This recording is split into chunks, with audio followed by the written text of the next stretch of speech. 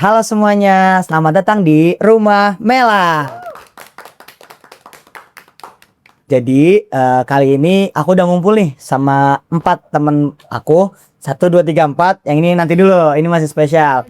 Nah, ini udah lama banget aku kenal nih 4 orang ini. Karena kebetulan kita ini satu jurusan, satu kampus, bahkan satu tempat magang. Oke, awal-awal mungkin kita boleh kenalan dulu satu-satu guys. Halo, aku Winas. Belum bisa ada di sini hari ini. Halo, aku Marcella. Jujur ini pertama kali banget aku ikut podcast. Jujur agak deg-degan ya.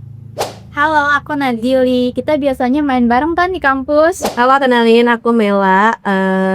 Jujur ini juga pertama kali aku ikut podcast kayak gini. Oke, nah jadi kali ini kita tuh kedatangan orang yang istimewa bisa dibilang. Yang tadi kita sembunyiin. Nah, orang ini kita kenal waktu kita magang dan ternyata orangnya asik banget. Kita sambut Kak Aura.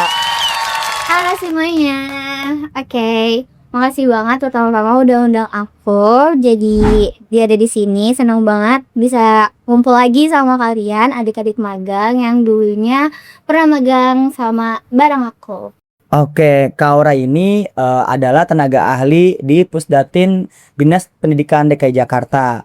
Nah, mungkin biar teman-teman yang lagi nonton gak penasaran, biar ngerti juga nih konteksnya mau ke arah mana, mungkin Kak Aura bisa jelasin dulu nih Kak, secara singkat pekerjaan Kak Aura di Pusdatin itu kayak gimana?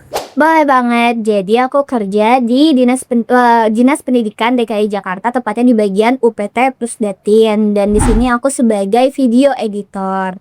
Jadi aku nge-edit atau ngolah video-video yang masuk dari tim liputan menjadi video siap tayang untuk di-upload di Instagram Disdik DKI. Nah, for your information juga nih guys. Jadi kita berlima ini juga pernah magang di Pusdatin yang kebetulan juga mentornya Kak Ismi dan juga Kak Aura ini gitu. Jadi sedikit banyak kita juga tahu nih lingkungan kerjanya dari Kak Aura sendiri tuh gimana. Oke, nah mungkin ini bagian yang pendengar tuh pada penasaran banget nih. Kita kan berlima lah ya. Berlima kan magang di Pusdatin itu 5 bulan ya. Mungkin teman-teman kan penasaran nih, kita tuh berlima kira-kira ngapain aja gitu di sana. Mostly kita di sana tuh fokus di TikTok ngejak Disdik ya. Kita tuh nge-handle akun resminya Pusdatin.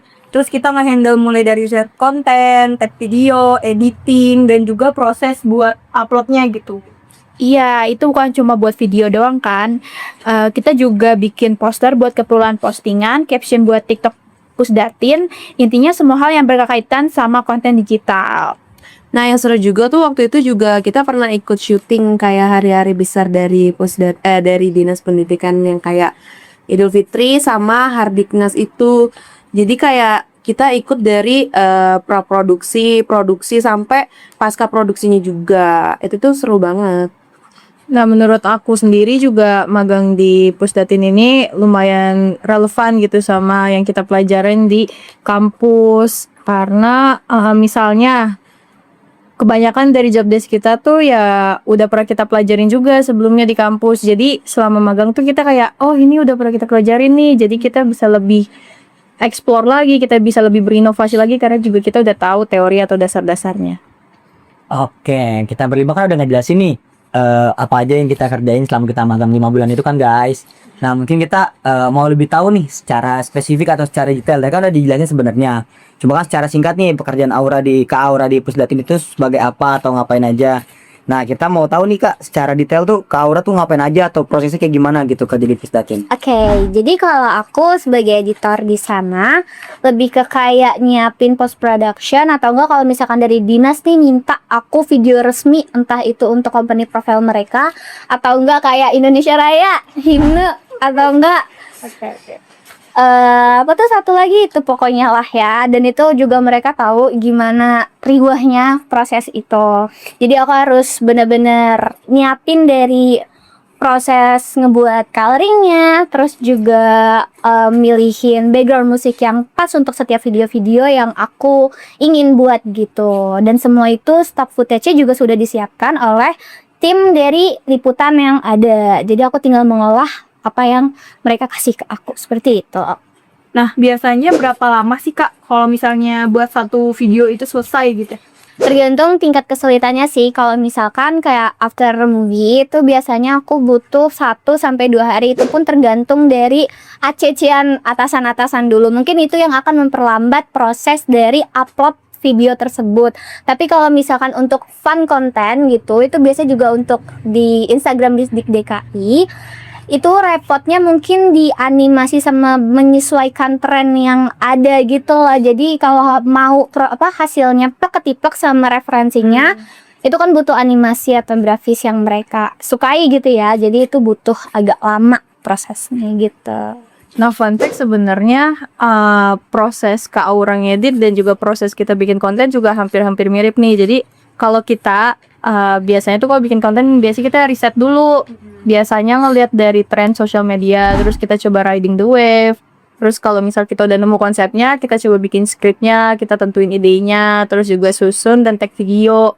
Setelah tag video kelar, kita editing. Setelah edit kelar, kita minta ACC juga ke atasan-atasan itu. Kalau misal di ACC langsung upload, kalaupun emang ada revisian, biasanya kita revisi dulu, biasanya sehari 2 hari revisiannya selesai baru kita upload gitu loh. Nah, dan seminggu itu tuh biasanya kita bisa tag 2 konten gitu sih, Win.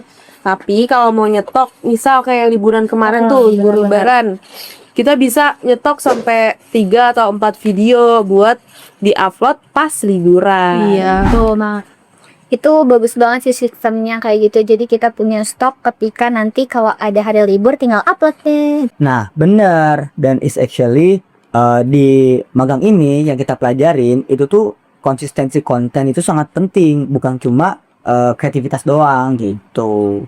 Oke guys, sekarang kita masih sama Kak Aura nih. Nah Kak, sekarang aku sama temen-temen nih penasaran banget nih Kak. Kakak kan udah lama nih Kak sebagai editor di Pusdatin. Kira-kira ada nggak sih hal-hal unik atau tantangan yang mungkin orang-orang nggak tahu selama kakak kerja di sana gitu. Oke, sebenarnya banyak banget ya hal-hal yang orang nggak tahu. Salah satunya itu kayak arsip footage yang dimana aku harus nge-backup footage kegiatan dari dinas pendidikan dari tim liputan. Jadi kalau suatu saat dari tim dinas pendidikan sendiri ini butuh suatu footage dari suatu acara, itu tuh aku bisa ngasih ke mereka dengan gampang karena udah aku organisasi dengan papi gitu. Nah, buat aku personally juga tugas untuk arsipin footage nih salah satu tugas yang krusial, karena kan nggak bisa dipungkirin juga buat sekarang tuh perusahaan atau instansi tuh pasti butuh banget arsip dokumentasi, apalagi kayak mungkin ada kegiatan mereka dan sebagainya macam gitu. Nah, selain itu juga orang yang diberi tanggung jawab juga pastinya orang-orang yang terpercaya gitu. Salah satunya mungkin Kak Aura. Exactly. Dan satu fun fact yang mungkin orang nggak tahu, jadi dokumentasi atau footage yang kita punya itu bisa dipakai bertahun-tahun kemudian lagi. Jadi kualitasnya juga harus tetap dijaga. Itu. Nah, berarti kalau dari workflow editingnya sendiri itu Kak Aura tuh bisa pakai software apa sih Kak? Dan ada nggak sih momen dimana Kak Aura tuh dapat revisian yang sampai kayak, aduh frustasi banget gitu? Jujur ada banget ya, kalau misalkan revisi itu pasti bagian dari suatu kerjaan kita nggak sih? Benar. Dan yang penting kita bisa komunikasi aja sih sama orang yang ngasih brief ke kita. Dan software yang biasa aku pakai, kalau misalkan video simple itu aku biasa pakai Premiere atau CapCut karena dia workflow-nya lebih enak aja gitu, lebih simple. Dan kalau mau yang agak sedikit rumit nih, yang mau ada animasi atau berbagai macam hal yang unik lah pokoknya, itu aku bisa pakai After Effects gitu ya. Relatable banget sih Kak. Kita juga kadang ngerasain revisi yang bolak-balik tapi somehow kita juga jadi untuk proses belajar juga nggak sih? Nah, ngomong-ngomong proses belajar nih, aku tuh ngerasa magang di Pusdatin tuh banyak banget yang langsung diserap gitu dari pengalamannya. Bukan cuma dari teori doang, kayak cara nge-handle konten, cara kerja sama dalam tim. Itu tuh hal yang gak selalu bisa dipelajarin dalam buku. Setuju banget. Dan justru itu yang bikin pengalaman kerja nyata itu nggak ternilai. Kita bisa aja punya teori yang bagus, tapi eksekusinya itu butuh jam terbang. Nah guys, kalian tahu nggak sih Kak Aura ini salah satu orang yang bisa jadi inspirasi. Karena fun fact-nya Kak Aura ini baru wisuda loh guys. dan langsung bisa keterima kerja, bayangin. Nah, itu bukan suatu hal yang mudah, guys. Kira-kira Kak Aura bisa ceritain nggak nih, Kak? Prosesnya gimana tuh, Kak? Kok bisa bahkan kita nih tahu nih sebelum Kak Aura wisuda pun Kak Aura udah keterima kerja. Itu gimana tuh, Kak, ceritanya? Jujur itu nggak tiba-tiba banget sih ya. Aku juga udah mulai build koneksi. Oh ya, fun fact, aku dulu juga seperti mereka, aku dulu magang di Dinas Pendidikan, tepatnya di Pusdatin. Dan dari sana aku mulai belajar untuk build koneksi dengan karyawan-karyawan. Khususnya kan aku karena di tenaga ahli, jadi aku juga berinteraksi sama tenaga ahli yang dulu sebagai mentor aku. Nah, jadi konsistensi dan nggak takut belajar hal baru itu yang paling aku pegang juga. Dan mungkin juga karena aku emang suka banget ya editing, jadi aku milih itu sebagai career path aku sih di sini. Tapi asli itu keren banget sih, Kak. Tuh. Udah, thank you. Doang itu. Aduh, tahu nih. Doain ya nanti siapa tahu kita bisa nyusul gitu. Wina tahu di Pusdatin. Dinas Pendidikan DKI Jakarta. Nanti aku calling ya, Win ya. Aduh, iya makasih ya. Oke, nah kita kan dari tadi udah ngobrol banyak nih. Sebenarnya ada satu topik atau satu bahasan yang pengen banget kita bahas nih, guys. Jadi kita berlima ini kan, selain Kak Aura, itu tuh dari satu prodi, bahkan dari satu kampus yang sama, yaitu Humas dan Komunikasi Digital Universitas Negeri Jakarta. Nah, di prodi kita ini ada satu mata kuliah yaitu produksi konten atau konten produksi. Nah, menurut kita itu tuh sangat keren banget gitu selama kita magang mata kuliah ini. Iya, betul banget. Jadi mata kuliah konten produksi ini basically tuh ngebahas banyak hal yang kita udah praktekin gitu langsung secara nyata di tempat magang kita. Mulai dari apa itu konten, gimana tahapan pembuatannya, sampai hal-hal teknis kayak device apa sih yang kita pakai buat editing. Oke. Nah, salah satunya itu yang aku ingat, kita belajar blueprint tentang konten produksi. Jadi sebelum buat konten nih, kita tuh harus perlu kerangka yang jelas. Dan mulai dari tujuannya, siapa target audiensnya, platform mana yang mau yang dipakai, sampai format dan tone kontennya. Dan lagi-lagi itu tuh sesuai banget sama hal yang selalu kita pelajarin di kampus gitu. Kita tuh nggak bisa bikin konten tuh asal-asalan. Kayak kita tuh harus tahu tujuan kita tuh apa, dan juga konsepnya harus jelas, planningnya gimana, dan nanti eksekusinya tuh mau seperti apa. Nah, yang menarik dari matkul ini tuh kita juga ngebahas soal karakteristik konten dan karakteristik audiensnya. Jadi setiap platform itu punya audiens yang berbeda dan konten yang cocok buat di setiap platform itu juga beda-beda, guys. Nah, itu penting banget dan aku juga ngerasain itu di kerjaan. Jadi konten buat Instagram itu tuh beda tracknya dengan konten untuk kita publish di TikTok. Benar-benar, betul. Nah, betul banget. Dan di matkul kita juga kita tuh ngebahas elemen-elemen kayak visual, audio, teks, dimana semua itu tuh harus seirama gitu. Jadi kayak nggak cuma satu elemen doang yang bagus dilihatnya. Nah, satu topik yang juga kita bahas dan kayaknya menarik banget ya, atau relate banget buat teman-teman yang baru mau terjun ke dunia konten, yaitu soal device produksi dan analisis investasi. Yaitu jadi kalau misalnya kita mau serius bikin konten, itu ada beberapa yang harus kita perhatiin. Jadi misalkan lebih penting beli kamera dulu, atau audio dulu, atau bahkan lighting dulu. Nah, ini bisa banget diperdebatkan sih.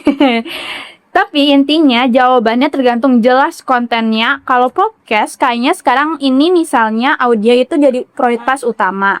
Kalau visual nggak sempurnanya, tapi suaranya jernih, orang masih bisa nih dengerin suaranya. Tapi kalau suaranya jelek, tapi videonya bagus, orang pasti bakal males nggak sih dengerinnya? Iya, dan kalau buat konten visual kayak TikTok atau YouTube gitu, kamera jadi lebih krusial, tapi lighting itu sering underrated. Padahal lighting tuh yang bagus bisa bikin kamera yang biasa jadi lebih bagus dan profesional. Setuju banget, setuju Betul. banget soal lighting. Dan itu tuh yang jadi, tapi malah lighting itu sering diabaikan sama pemula gitu loh. Natural light aja tuh sebenarnya bagus, cuma kita juga harus tahu gimana settingnya dan mengaturnya agar mendapatkan kualitas yang baik. Nah, jadi intinya matkul itu ngajarin kita untuk nggak cuma fokus sama teorinya, misal teorinya harus A, B, C, tapi kita juga harus punya mindset nih, kayak mindset untuk ngambil keputusan mana yang lebih cocok di kondisi kita atau mana yang lebih cocok di situasi kita, begitu guys. Nah guys, tadi kan kita udah ngomongin tentang matkul yang ada di Humas Komdik UNJ dan kaitannya sama dunia kerja, ya kan? Nah, kalau menurut kalian sendiri, seberapa relevan sih matkul-matkul yang ada di Humas Komdik UNJ sama kegiatan magang kemarin atau dunia kerja di luar sana? Jujur banyak banget. Karena kita juga punya matkul videografi nggak sih? Ini juga ngebahas teknik pengambilan gambar, angle, framing, sampai gimana cara membentuk mood lewat visual gitu. Itu juga langsung kepake banget tuh waktu kita bikin konten di TikTok. Nah, ada juga fotografi yang ngebahas tentang teknik ISO, shutter speed, white balance, sampai komposisi. Itu juga dipakai waktu membuat poster dan fotografi kegiatan dinas. Aku personally sih suka sama matkul analitik media sosial. Keren deh.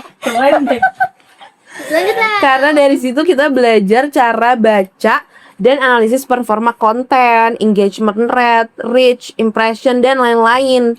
Dan itu udah langsung kita praktikkan kan kemarin pas magang. Kita pernah diminta buat analisis performa konten Jakdisdik TV. Nah Mel, matkul itu tuh yang analitik media sosial juga banyak banget sebenarnya manfaatnya. Kayak kita kan setiap hari nih, gak setiap hari sih, seminggu sering banget ngonten gitu ya. Selain ngonten kan kita juga harus nganalisis nih apakah konten tersebut perform ataukah ada konten yang kurang gitu kan.